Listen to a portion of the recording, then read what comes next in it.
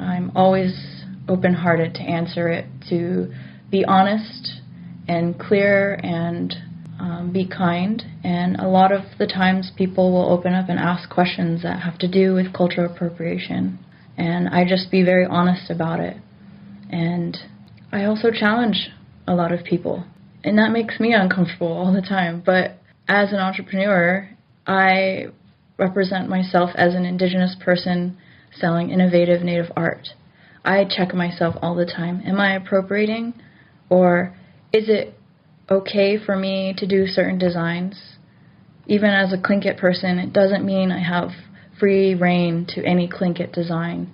I have to check myself. And I do that by asking clan members, people in my community, my family, my grandmother. I ask them, I really like this one story. It's a Tlingit story. Who does it belong to? I hear it belongs to this clan. Is it true? And that's not my clan, or I don't have permission from that clan to use that design, or to use their clan crest and put it on something and sell it. I don't have permission to do that. So if I can do it, certainly everyone can do it. It's not just non-Native people that need to ask that question. It's everybody. And I think it's going to take a lot of patience.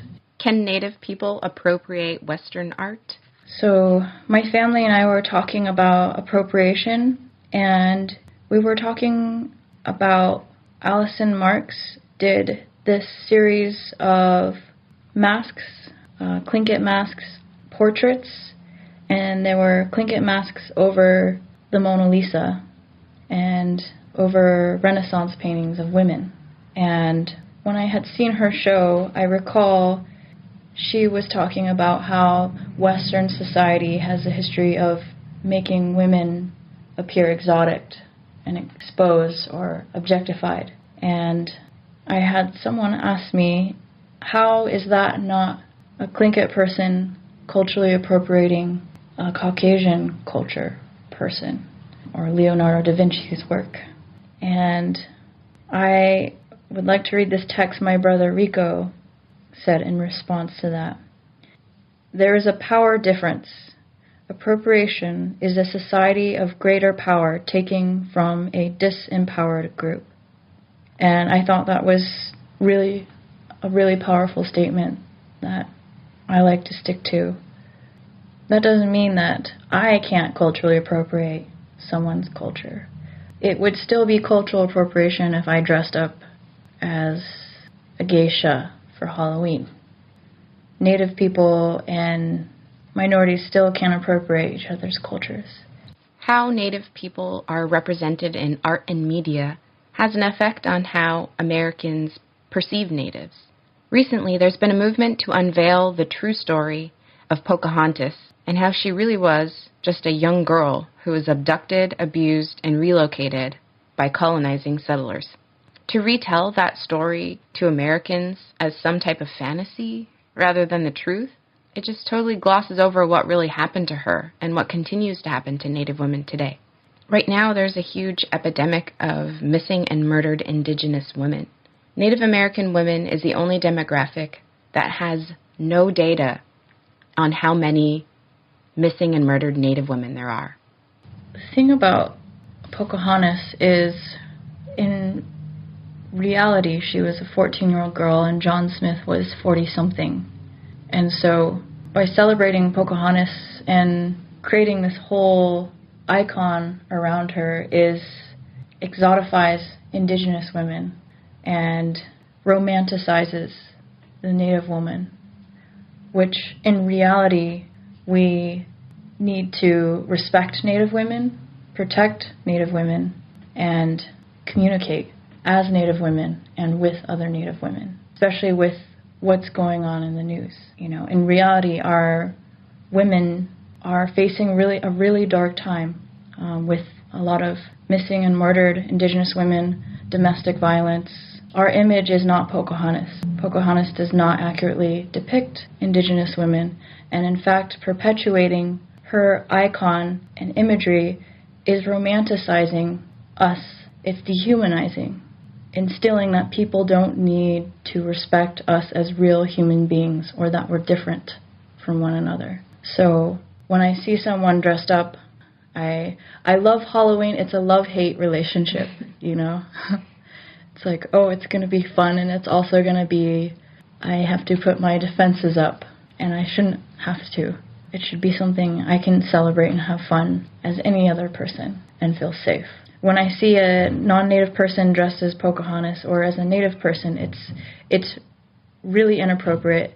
It exotifies and perpetuates the treatment of Native women as objects, as these beings that are sexy, exotic, and the way they dress and dance around is something for taking, but it's not. And that doesn't represent us. We should be able to represent ourselves. It's our story to tell, not anyone else's. Here, Melissa shares a quote from an artist that I think really resonates with what Coffee and Quack stands for, about being connected to our cultural upbringing and history, but living that life in an urban setting. Larry Beck, who is an artist who's passed away now, but I have a quote from him. I am Eskimo, but I am also a 20th century American. I live in a modern city where my found materials come from junkyards, trash cans, industrial waste facilities, since the ancient beaches where my ancestors found driftwood and wash-up debris from shipwrecks are no longer available to me. But my visions are mine, and even though I use baby moon hubcaps, pop rivets, snow tires, Teflon spatulas, dental pick mirrors, and stuff to make my spirits, this is a process to which old artists could relate, because below these relics of your world resides the old forces familiar to the Inua. I just love that, this idea that even though you adapt your practice from traditional materials that the animals give you, that they still hold meaning, they still change. And I think that that's like reflective of between rural life and urban life, as Indigenous people, is that we adjust and adapt and change so we can live our Indigenous identity through whatever environment that we are put in, or whatever environment we choose. And I think that that's really beautiful. We're not a stagnant culture. We're a culture that is constantly changing, constantly moving, constantly growing, but we still are anchored in that history and that context that we share, and I think that really is why cultural appropriation is so important for us to be aware of, because we have to protect that history and that context and know that we are the best people to represent ourselves. It's no one else. No one else can represent our experience like we can. Even in its ever-changing adaptation, it's still important and relevant. Melissa and I spoke about a local article that came out last summer about an Alaska Native carver from Southeast who called out a non-Native carver on the terms of cultural appropriation. It was an interesting conversation because it's hard to draw the line between cultural appropriation and, what is okay. This non-Native guy, he helped to revitalize some cultural programs in the village that he was living in, and he also teaches carving classes at UAS. Is it cultural appropriation because he is a non-Native? I don't know.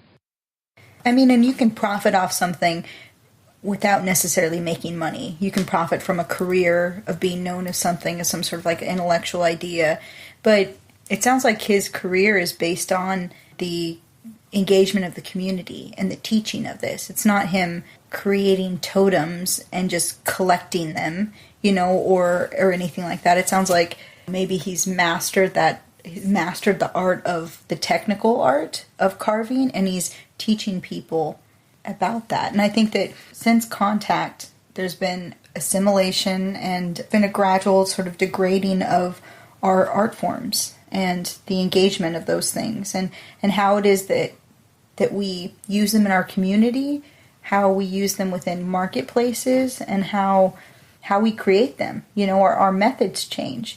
When you're teaching somebody a method of something, you're teaching them a skill on how to create something. For an Indigenous person with the context of growing up around those designs or learning about those designs through their family, he's really just helping enrich that. He's enriching that person's life by teaching them that skill that maybe there's no one in the community who knows that skill. I think it's just important for us to talk about this in a very transparent and brave way. The time has come to be brave and to speak up for these things. Speak up when we do see these things. That's not always easy, but at the same time, it's so important. Cultural appropriation does perpetuate stereotypes about Native people. It also teaches people that Native people are not capable of being human, running businesses, being successful artists, supporting ourselves, having family. It perpetuates us as something of the past and something that's ridiculous, a joke, something that's a costume, something for taking, an object, non-existent. And that is harmful. And in this time, it's important that we work together to heal. I want to share that even if you're non-Native, it doesn't mean it's not your problem. Because as long as you're living on Indigenous land and living in a community that has Native people, it is your problem. It's everyone's problem. And so it's really important that we communicate and get to know one another as friends to coexist. Prior to working at an organization with an arts focus, I really hadn't given art and cultural appropriation much thought. I guess I kind of figured art, by nature, could break all the rules. But then I remembered how much art influences Inupiaq culture, or any culture for that matter. We all know so many talented Alaska Native artists who make beautiful atiklooks, beautiful figurines, baskets, totems, just beautiful pieces. And Crystal reminds us that many Native cultures didn't have written language. So the knowledge of our people has been embedded, encoded, and preserved in our art forms. To have such integral pieces of our very existence plucked and taken or reproduced is damaging. And like we discussed, it can have permanent and irreparable damage to our people. I know we haven't answered all the questions of where the line is drawn, or if the knowledge in our art form belongs to a group of people who specifically has the authority over that. But I do hope we can come to explore some of the more challenging questions in future episodes. This was a great introduction to what cultural appropriation is, what effect it can and does have, and a sobering reminder to ask the tough questions. Thank you all for listening to another episode of Coffee and Quack. I'd like to pakala and recognize a few of our paying sponsors that help fund the messages that Coffee and Quack delivers. So a huge thank you to Tiffany Creed, Jesse Deemert, and Jessica Smith. Queenakbuk for your contributions. All sponsors will have exclusive and special access to episodes coming very soon. Your support for Coffee and Quack makes a difference. If you or someone you know is interested in becoming a Coffee and Quack sponsor, please go to our website and click support, or email us at coffee.and.quack@gmail.com. Quack is spelled Q-U-A-Q, and if you can't spell coffee, you better ask somebody. Cheers, folks. Next episode will be on decolonization, featuring Ayu Kasatuk and Megan Elvana Stimple. So keep a lookout for the next episode. I'm Alice Penny Glenn for Coffee and Quack. Over and out.